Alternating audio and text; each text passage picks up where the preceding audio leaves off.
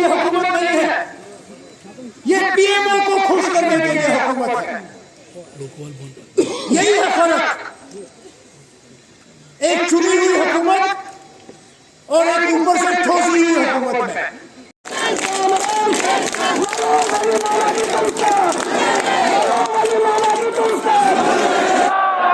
बार बार home minister साहब ने कहा है कि सिक्योरिटी के हालात जो हैं वो इलेक्शन के लिए साजगार हैं, सिर्फ मौसम का वेट करना है।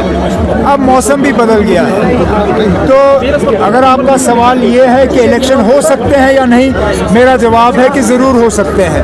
अगर आपका सवाल ये है कि क्या इलेक्शन होंगे या नहीं, उसमें तो मुझे सिर्फ इतना कहना पड़ेगा कि अगर बीजेपी वाले बहुत ज़्यादा डरे हुए हैं लोगों से तो फिर इलेक्शन नहीं होंगे।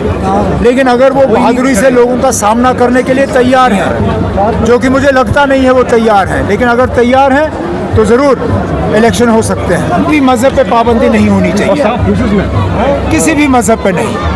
हम चाहते हैं और हमारा इस मुल्क का आईन हर मज़हब को बराबरी का दर्जा देता है।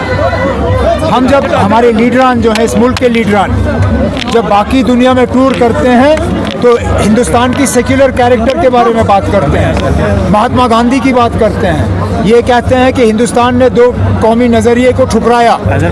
आज हम G20 की बात कर रहे हैं। G20 में वो भी मुल्क हैं जो कि चाहते हैं कि हर मज़हब के साथ इंसाफ हो।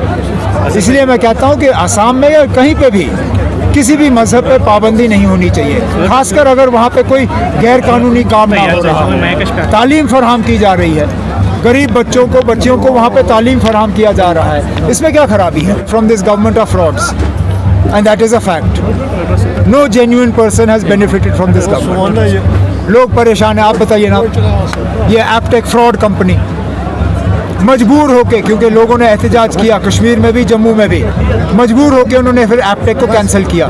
लाया क्यों पहले? अगर वो ब्लैक लिस्ट कंपनी थी, आपने लाया क्यों? कंपनियां भी फ्रॉड, अफसर भी फ्रॉड, यहाँ पे ना ईमानदार लोगों को, नौजवानों को। और